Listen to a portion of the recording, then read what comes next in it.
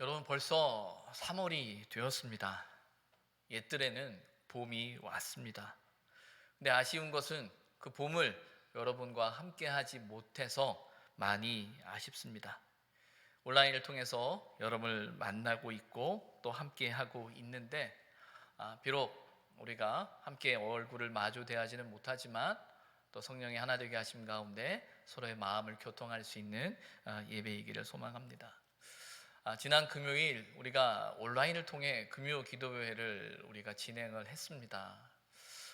가만히 있으면 안 될 것 같아서 정말 온라인에서 모여서 우리가 함께 기도하자라는 마음을 가지고 교역자들과 준비하면서 기도회를 준비했는데 깜짝 놀랐어요.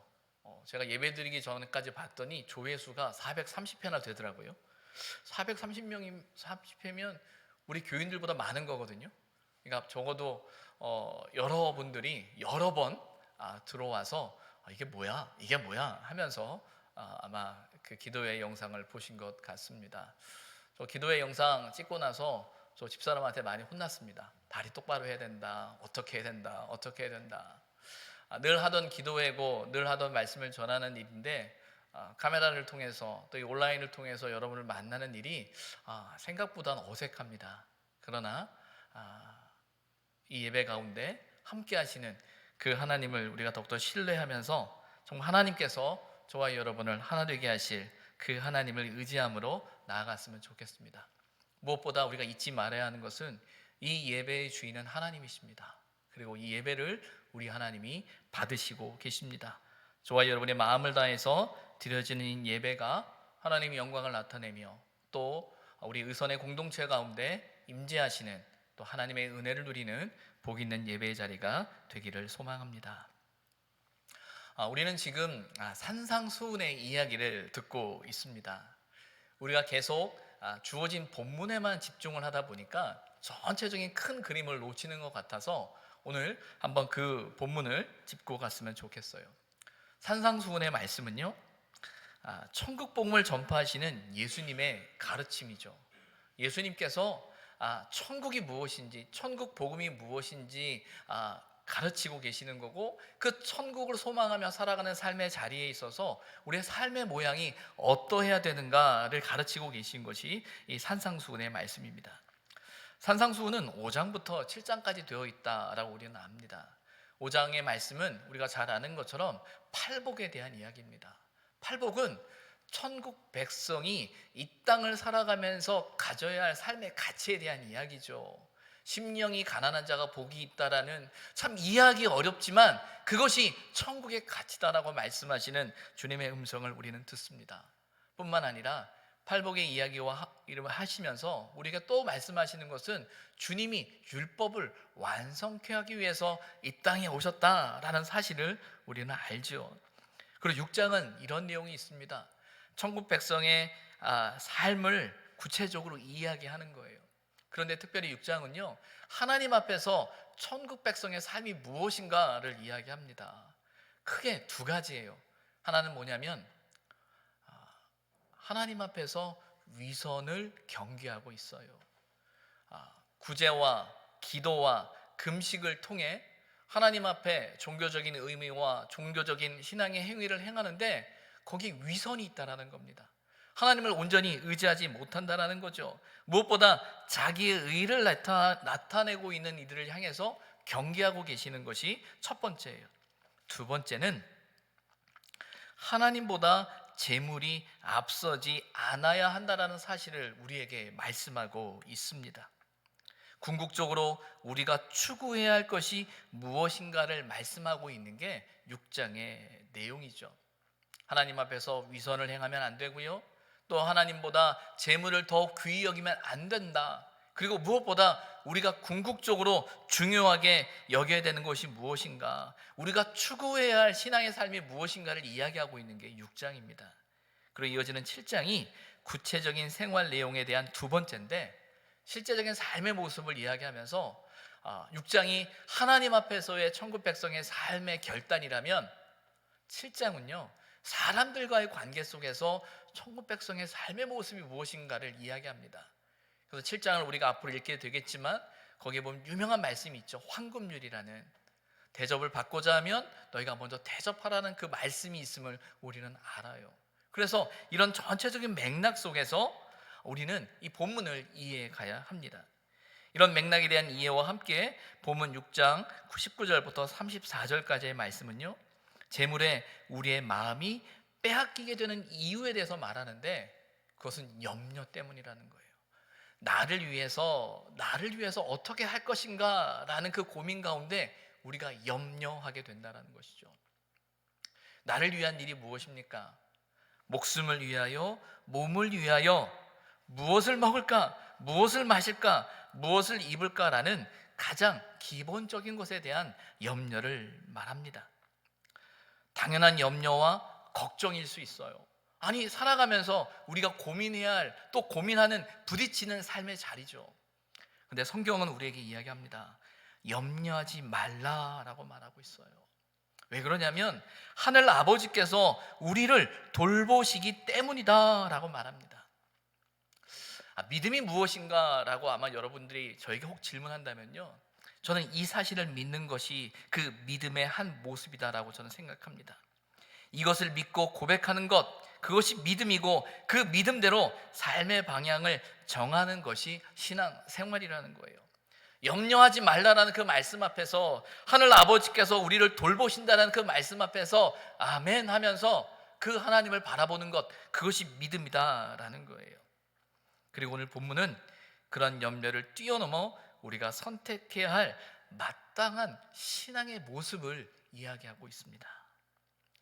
본문 30절 후반절은 이렇게 끝납니다. 믿음이 작은 자들아. 이 30절에 보게 되면 지난주에 말씀의 제목이기도 했었는데, 하물며라는 말씀이 있죠. 하물며 너희일까 보냐라는 이 말씀 속에서 주님의 마음을 우리가 느껴야 된다라고 말씀을 드렸죠. 안타까움, 불쌍히 여기심, 믿어야 하는데, 의지해야 되는데, 어떻게 하면 좋지? 라는 어떤 그런 주님의 마음이 하물며 너희일까 보냐라는 그 표현에 담겨져 있어요. 그리고 이 믿음이 작은 자들아라는 이 표현 또한 우리를 질책하거나 우리를 탓하는 것이 아니라 우리를 향한 그 주님의 안타까움과 깊은 탄식이 묻어나는 것이죠. 믿음을 가져야 하는데, 믿음이 있어야 되는데, 믿으면 되는데 라는 그 마음이 우리에게 느껴져야 하는 거예요. 그리고 다시금 우리를 다독이며 말씀하시는 것이, 염려하지 말아야 할 그 이유에 대해서 말씀하시는 것이 31절과 32절의 말씀이에요. 31절에 다시 말하죠. 그러니까 염려하지 마라고 이야기를 합니다. 무엇을 마실까, 무엇을 입을까, 무엇을 먹을까 염려하지 말라라고 말해요. 그러면서 32절에 가서 다시 구체적으로 그 이유를 말씀하고 계시는데, 그 이유가 무엇이냐면 그런 염려는 다 이방인들이 구하는 것이다 라고 말씀하고 있어요. 그런 걱정, 그런 염려, 그런 근심은 이방인들이 하는 거다라고 이야기를 하는 겁니다. 근데 여러분, 오늘 본문에서 이방인과 반대되는 사람이 누굽니까? 이방인과 반대되는, 오늘 표현을 보게 되면 이렇게 말하죠. 너희라고 말하고 있어요. 너희. 그 이방인들과 반대되는 사람들, 반대의 자리에 있는 사람들은 너희예요. 그럼 여러분, 이방인과 너희의 차이가 뭡니까? 너희의 차이가 어떤 거예요? 혈통의 문제일까요? 유대인이냐, 이방인이냐, 다른 나라 사람이냐의 문제일까요? 여기서의 차이는 무엇이냐면 혈통의 문제가 아닙니다. 하나님을 믿느냐, 믿지 않느냐의 문제죠. 하나님을 섬기지 않는 사람들은 걱정해야 합니다. 그러나 하나님을 믿는 사람들은 아니다라고 이야기하고 있는 거예요. 왜 그렇죠? 왜 그렇습니까? 너희 하늘 아버지께서 이 모든 것이 너희에게 있어야 할 줄을 아시느니라고 말씀하고 계세요. 앞서서 염려하지 말라라고 말씀을 하시면서 우리에게 하시는 말씀은 공중의 새를 봐라, 들의 백합화를 봐라, 들풀을 보라 라고 이야기를 하고 있어요. 누가 먹이냐, 누가 입히냐, 누가 기르시냐라고 말씀하고 계세요. 이제 다시 말씀하시는 것은 그 하늘 아버지가 나의 아버지, 너희의 아버지, 우리의 아버지다라고 말씀하고 계시죠. 관계의 문제를 이야기하고 있는 겁니다. 믿음은요, 그 관계를 인정하는 거예요. 그 관계를 아는 거예요. 우리 하늘 아버지께서는요, 우리에게 있어야 할 것을 아신다라는 겁니다. 여러분 믿으십니까? 하나님께서 우리의 필요를 아신대요. 우리의 삶의 자리를 아신대요. 삶의 무게를 아신대요. 삶의 아픔을 아신다라는 거예요. 본문에 보면 이 모든 것이 너희에게 있어야 할 줄 아신다라고 표현되어져 있거든요. 하시는 말씀이 그런 것 필요 없어 라고 말씀하시는 게 아니라 있어야 하는 걸 나도 알아 라고 말씀하고 계시는 거죠. 안다란 말은 어떤 의미겠습니까? 아시기 때문에, 알기 때문에 하나님께서 그것을 채우시겠다라고 말씀하고 있는 거예요. 여러분들은 부모님을 믿으십니까? 아마 오늘 가족들이 함께 예배드리고 있는 가정들이 많이 있을 텐데 우리 자녀들에게 묻고 싶어요. 부모님을 믿으십니까? 믿음이 안 간다고요? 믿으셔야 됩니다. 믿으셔야 돼요. 왜 믿으셔야 되냐라고 말씀을 드리냐면 고민하고 계시기 때문이에요. 자식들이 무엇이 필요할까? 무엇을 해줘야 될까? 무엇을 챙겨야 될까라는 거예요. 특별히 꼭 필요한 것이라면 아마도 그 부모님들은 더 걱정할 거예요. 아, 그건 있어야 되는데, 그걸 해줘야 되는데 어떻게 하지? 어떤 면에서 못 해줘서 미안한 마음을 가지고 있는 게 부모예요. 중요한 건 우리가 그 관계를 믿어야 하는 겁니다. 알아야 하는 거예요. 부모를 믿지 못하거나 또는 내 생각이, 내 욕심이, 내 기대가, 내 마음이 더 커져버리면 어떤 증세가 나타나냐면요, 조급해져요. 그거 아니면 안 될 것처럼 마음이 급해집니다. 그러나 믿음을 가지게 되면 기다릴 수 있는 거죠. 신앙생활에 있어서 중요한 것은요, 필요보다 앞서는 것이 관계라는 사실을 놓치지 않는 거예요. 우리가 염려하는 것은 어떤 필요의 문제 때문에 염려합니다. 그러나 신앙생활은 필요가 채워지기 때문에 믿는 것이 아니라 그 관계를 믿는 거예요. 그 관계에 대한 믿음 때문에 때로는 부족할 때도 그 부족함을 견딜 수 있는 이유를 우리는 찾게 되는 거죠. 성경에 보면 그 관계를 신뢰함으로 자기에 주어진 삶의 문제들을 가장 잘 해결한 사람이 있습니다. 그게 누구냐면 다윗이라는 사람이죠.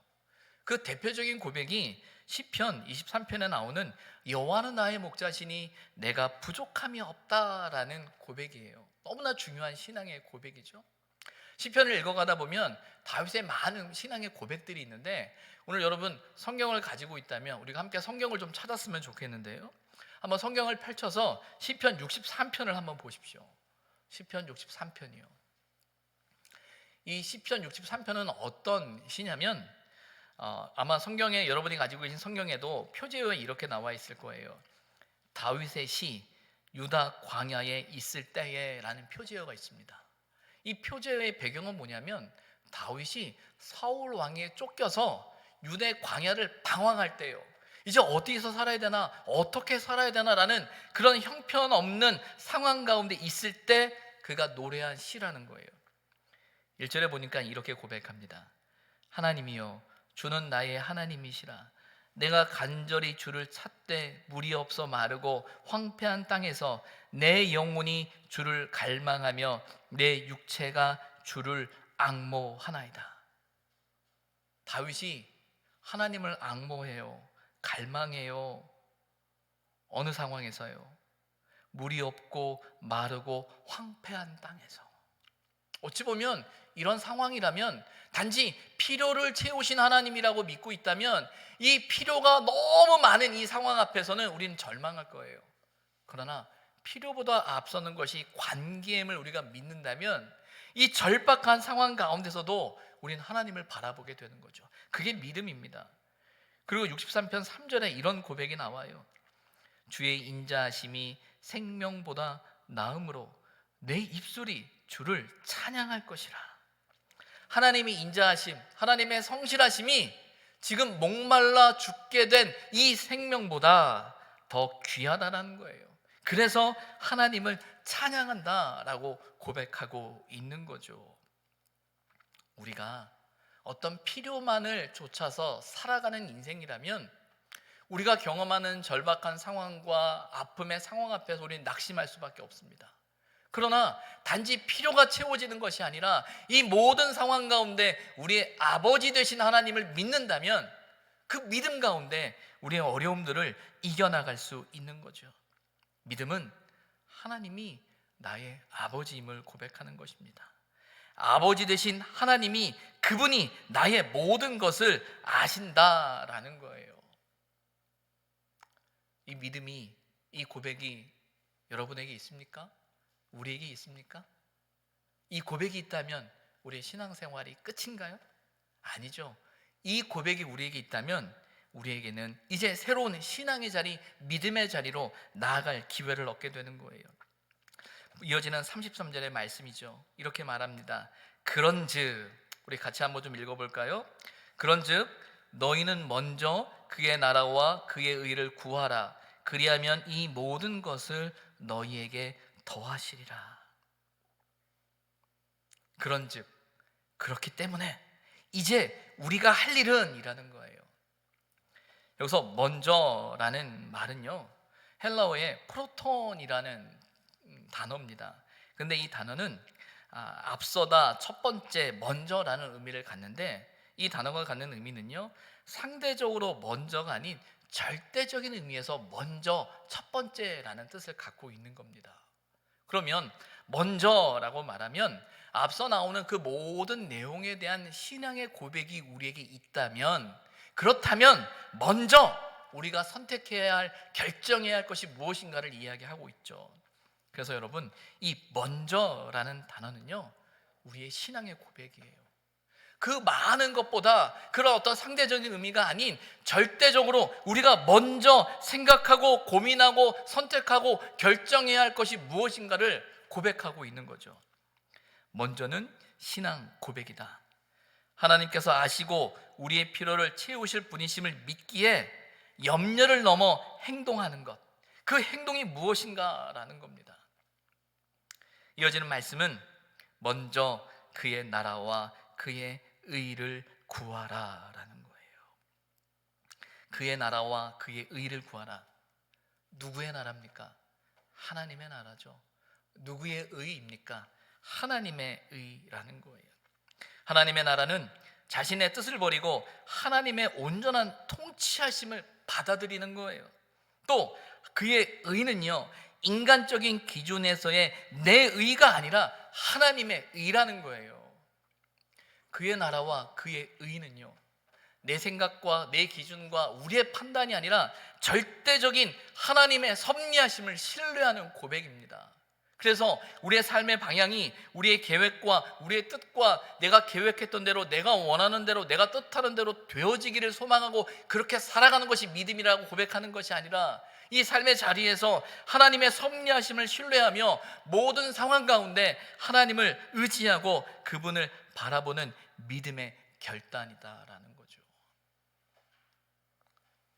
우리를 아시고 우리를 기르시고 우리를 살피실 그 하나님을 믿기 때문에, 그래, 그러면 내가 그 하나님을 믿기 때문에 어떻게 살 것인가 라고 할 때 내 삶의 제일 가장 앞선 그 자리에 하나님을 두는 겁니다. 하나님의 뜻이 무엇입니까? 하나님의 나라가, 하나님의 의가 무엇입니까? 라는 거예요. 우리가 본문을 보다 보면 나라와 의라는, 그의 나라와 그의 의라는 그 개념 때문에 나라와 의에 대해서 중요하게 생각하죠. 근데 중요한 건 여러분, 여기서는 나라와 의가 중요한 게 아니라 누구의 나라라는 거예요. 누구의 의라는 거예요. 우리는 종종 나의 나라, 나의 의를 구하는 것이 먼저라는 착각에 빠질 때가 있습니다. 6장을 시작하면서 1절의 말씀이 뭐냐면요, 너의 의를 행치 않도록 주의하라 라고 되어져 있어요. 그들이 행했던 신앙의 모습, 경건의 모습, 구제와 기도와 금식 가운데 그들은 자신의 의를 드러내려 했었어요. 그런데 너희는 먼저 그의 나라와 그의 의를 구하라 라고 할 때 다른 믿음의 결단은 뭐냐면 하나님의 뜻을 구하는 거죠. 나를 드러내는 게 아니죠. 하나님의 뜻을, 하나님의 나라를, 하나님이 기뻐하심을, 하나님이 원하시는 것이 무엇인지 고민하라라는 거예요. 근데 어느 순간 우리는 착각해요. 함께 모여서 하나님의 뜻이 무엇인가 고민하자고 하는데 나의 뜻과 나의 생각이 앞설 때가 있어요. 무엇이 하나님이 원하시는 일인가 고민하자고 하는데 내가 하고 싶은 일을 앞설 때가 있다라는 거예요. 신앙을 가지고 믿음을 가지고 살아가는 저와 여러분이 있어서 먼저 그의 나라와 그 의를 구하라는 말씀을 모르는 사람이 없습니다. 그런데 이 말씀을 모르는 사람이 없을 것 같은데 실제적으로 살아가는 우리의 삶의 자리에서는 그의 나라와 그의 의가 아니라 나의 나라와 나의 의를 구하는 것 때문에 빚어지는 아픔이 많이 있음을 보게 되는 거예요. 그의 나라와 그의 의는요, 하나님을 믿는 그 믿음 가운데 구하게 되는 신앙의 모습임을 우리는 잊지 말아야 하는 거예요. 어제 코로나19에 관련하여 이런 재난 문자가 왔어요. 이렇게 왔습니다. 코로나19 확산 방지를 위해 예배, 법회, 미사 등 종교 행사와 각종 모임 참석을 자제해 주시기 바랍니다. 어떤 형태로든 이 코로나19가 확산되는 것을 막기 위해서 사람이 모이는 것을 최대한 자제해야 된다라는 협조의 말이겠지요. 아시는 것처럼 많은 교회들이 오늘 아마 이 온라인으로 영상으로 예배를 다 드리고 있을 겁니다.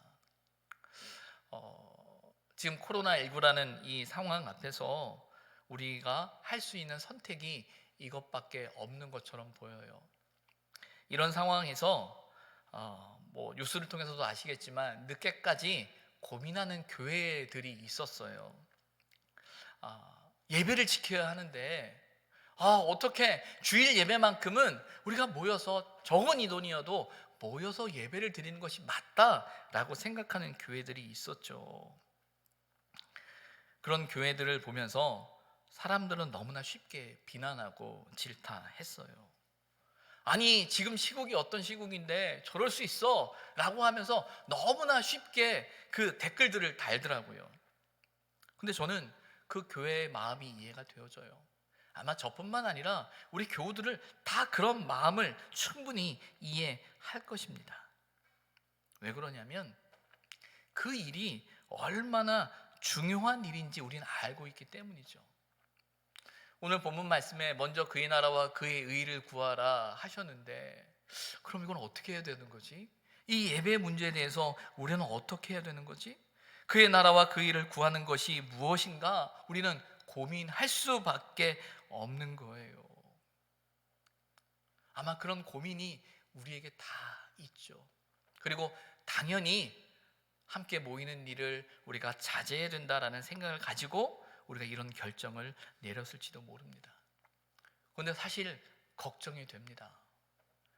우리가 목숨처럼 지켜야 할 예배의 자리를 우리가 너무나 쉽게 내려놓은 것은 아닌가라는 솔직한 마음이 제게 들어요. 뉴스를 통해서 여러 교회의 이야기를 이렇게 듣게 되는데 그 중에 한 교회가 세종 꿈의 교회라는 그 교회예요. 이 교회는 공주에 있는 교회인데 1896년에 세워진 교회로 아마 침례교 중에서는 가장 먼저 세워진 교회라고 합니다. 근데 그 교회가 세워진 지 124년 만에 처음으로 예배를 중단한다라는 그 광고가 뜬 거예요.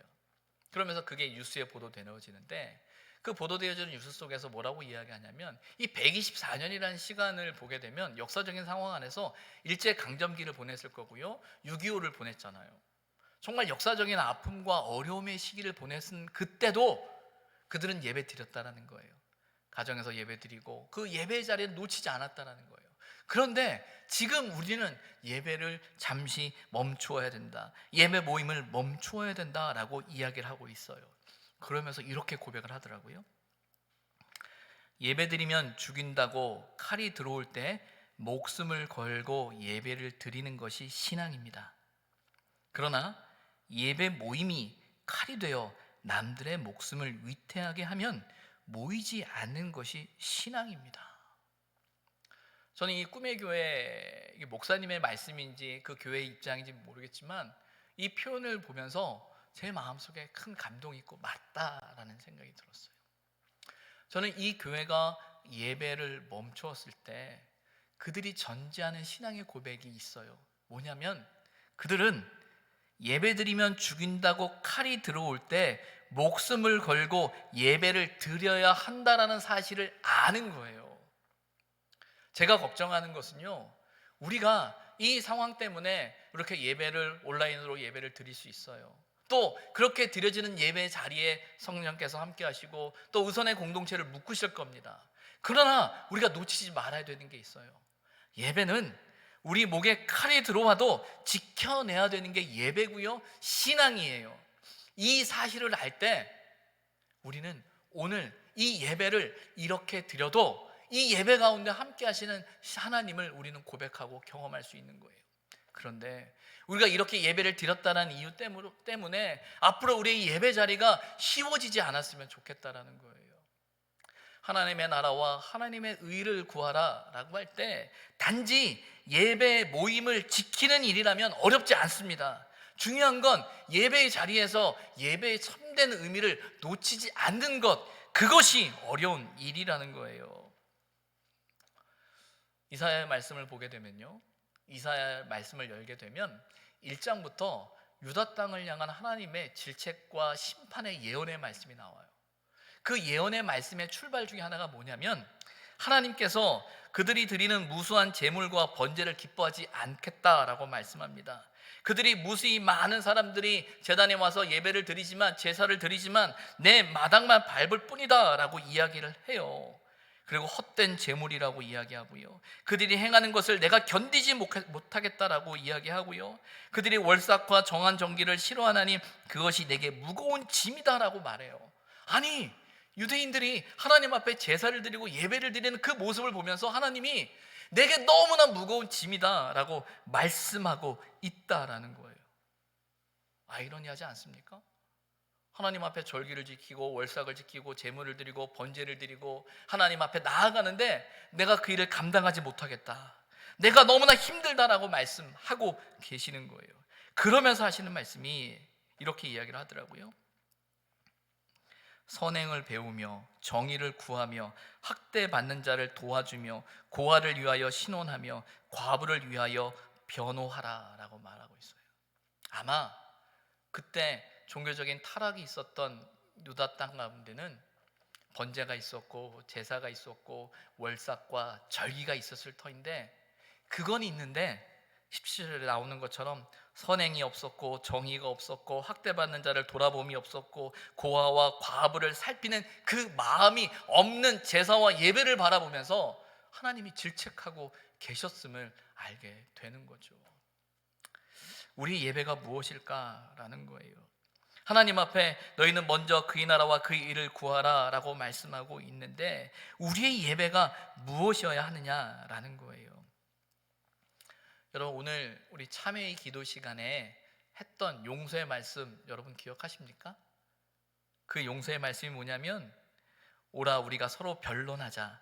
너희의 죄가 주홍 같을지라도 눈과 같이 희어질 것이요 진홍같이 붉을지라도 양털같이 희게 되리라 라는 말씀인데, 이 말씀이 이사야 1장 18절의 말씀이에요. 제가 앞서 말씀드렸던 그 이야기 다음에 주님이 하시는 말씀이에요. 우리가 서로 변론하자. 하나님 앞에 나와야 된다. 온전한 모습으로 나와야 한다라는 거죠. 먼저 그의 나라와 그의 의를 구한다라는 것은 절기와 월삭과 행사와 어떤 것을 지키는 것에 의미가 있는 것이 아니라 참으로 하나님의 뜻, 하나님이 원하시는 것, 하나님이 기뻐하시는 것이 무엇인지를 잊지 말고, 때로는 우리의 신앙을 위해서 모이는 예배 모임이 어느 교회 고백처럼 칼이 될 수 있다는 사실을 겸손히 인정하면서 하나님 앞에 두렵고 떨림으로 서는 그 신앙의 결단이 우리에게 필요한 거죠. 그리고 그 떨림 가운데 때로는 우리의 이웃을 바라보며, 연약한 이들을 바라보며, 아픈 이들을 바라보며 그들을 품어낼 수 있는 신앙의 자리, 교회가 되어야 한다라는 겁니다.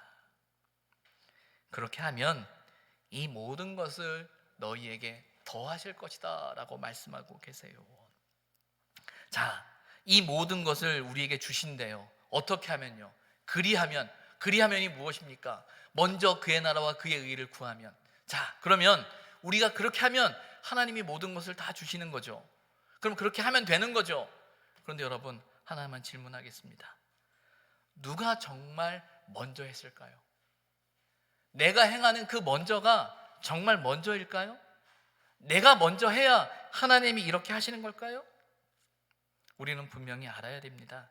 하나님께서 먼저 하셨기 때문에, 그 사실을 믿기 때문에 우리가 하는 거예요.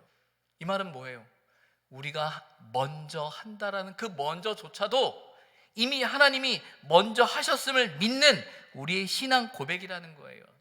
그래서 우리가 하나님의 나라와 하나님의 뜻, 하나님의 의를 구할 수 있는 이유가 여기에 있는 겁니다. 무엇에 있습니까? 하나님이 기르시는 거예요. 살피시는 겁니다. 아신다라는 겁니다. 더 하신다라는 거예요. 이 사실을 믿기 때문에 우리는 하나님 앞에 먼저 행할 수 있는 것이죠. 그래서 중요한 건 여기에 있어요. 그리하면이 아니라 하물며의 신앙의 고백이 필요한 것입니다. 이어지는 34절은 그러므로 라고 말합니다. 이는 정말 결론인 것 같아요. 그러므로 내일을 위하여 염려하지 말라. 내일 일은 내일이 염려할 것이요 한날의 괴로움은 그날로 족하니라. 하나님께 맡기라 말씀합니다. 하나님 앞에 맡기고 살아라 라고 말합니다. 하나님 앞에 맡기고 오늘을 살아내라 라고 말씀하고 계시죠. 오늘이란 삶이 결코 쉽지 않죠. 우리가 코로나19 때문에 정말 언제까지 이렇게 예배를 드려야 되는가 걱정이 앞서요. 사실은 내일 몰라요. 어떻게 될지 모르겠어요. 그러나 분명한 건 먼저 그의 나라와 그의 의를 구하라라는 그 하나님의 말씀이 우리에게 행하신, 하나님이 먼저 행하신 하나님의 뜻에 대한, 하나님의 살핌에 대한, 아심에 대한, 다스림에 대한, 기르심에 대한 신앙의 고백이 있다면 그 믿음의 고백은 오늘을 살아내는 겁니다. 힘들고 어렵지만 오늘이라는 삶을 살아내는 거죠. 오늘이라는 계단을 밟지 않고서는 절대 내일의 계단에 오를 수 없음을 우리는 압니다. 내일이라는 계단에 서기 위해서 최선은요, 오늘이라는 계단에 저와 여러분이 꿋꿋이 서 있어야 되는 거예요. 오늘이 모여야 내일이 됩니다. 오늘 우리가 먼저 그의 나라와 그의 의를 위하여 살아내는 오늘의 삶을 통해 하나님의 뜻이, 하나님의 나라가 이 땅 가운데 이루어지는 거죠. 오늘 저와 여러분의 삶 속에서 우리가 먼저 해야 할 것을 잊지 말았으면 합니다. 어떤 염려와 걱정보다 하나님께서 우리의 아버지이심을 잊지 않았으면 좋겠습니다. 그 하나님을 믿고요, 두려움 가운데 갇히기보다 내일을 소망하며 오늘을 하나님의 나라와 하나님의 뜻과 하나님이 기뻐하시는 그 일을 구하는 저와 여러분 되었으면 좋겠습니다. 그 믿음이 이 나라와 이 민족을, 우리의 이웃을 살리는 그런 믿음이 되기를 주님의 이름으로 부탁을 드립니다.